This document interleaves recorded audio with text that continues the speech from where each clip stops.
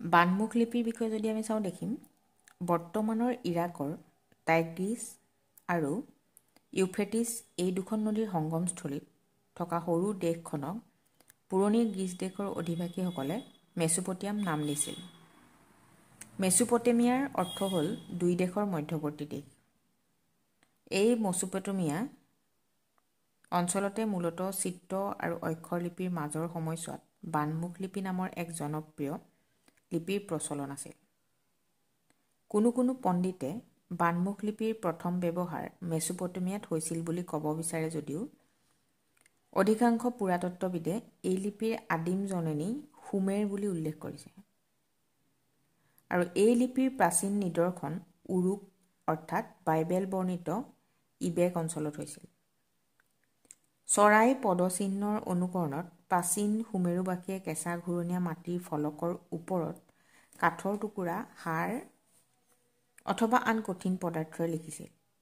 তেওঁলোকে আখৰবোৰ বৃত্তাকাৰভাৱে নিলিখি পোনভাৱে হেঁচি হেঁচি কাটি পিছত ফলকবোৰ ৰ'দত শুকুৱাই লৈ জুইত পুৰি লৈছিল। কঠিন পদাৰ্থৰ আগেৰে হেঁচি লিখা বাবে সেইবোৰ দেখাত বান, কাঁড় বা গুজৰ আকৃতিৰ হৈছিল।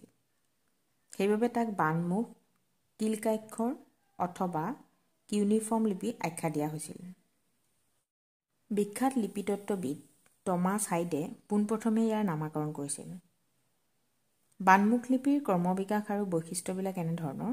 প্ৰথমটো হৈছে প্ৰথম স্তৰৰ বানমুখ লিপি বহু পৰিমাণে চিত্ৰলিপিৰ লেখীয়া আছিল।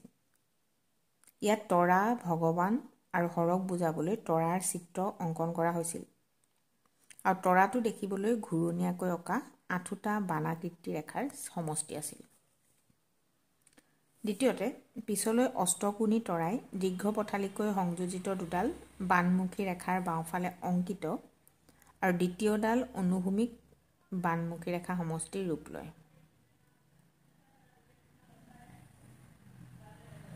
অষ্টকোণী মানে 8টা কোণ আৰু অনুভূমিক মানে পথালিকৈ। সময়ৰ অগ্ৰগতিৰ লগে লগে এই লিপি ভাৱলিপিলৈ উন্নীত হয় আৰু এই স্তৰত তাপ আৰু দিন বুজাবলৈ সূৰ্য নাইবা গতি নিৰ্দেশ কৰিবলৈ ভৰিৰ ছবি বাওঁফালে অংকিত হৈছিল। অন্তিম স্তৰত কোনো ভাষাত এই লিপিয়ে অৰ্থ আক্ষৰিক ৰূপ পৰিগ্ৰহণ কৰাটো মন কৰিবলগীয়া। এই লিপিক কোনো কোনো পুৰাতত্ত্ববিদে অক্ষৰ লিপিৰ প্ৰাৰম্ভিক স্তৰ বুলি কয়। সুমেৰ পৰা আকাদিজসকলে বানমুখ লিপি গ্ৰহণ কৰি নাগৰিক জীৱনলৈ সুচলতা আনে। তেওঁলোকে বেবিলন জয় কৰাৰ পিছত সুমেৰীয় লিপিকে তাত চলাই নিয়ে। তেওঁলোকে এই লিপি ব্যৱহাৰ কৰি লিখা অগণন মৃত ফলক ইতিমধ্যে উদ্ধাৰ কৰা হৈছে আৰু আখিৰীয়সকলে খ্ৰীষ্টপূৰ্ব 2300 বছৰতে বানমুখ লিপি গ্ৰহণ কৰি এই লিপিক অক্ষৰ লিপিৰ ফালে আগুৱাই আনিবলৈ সক্ষম হয়।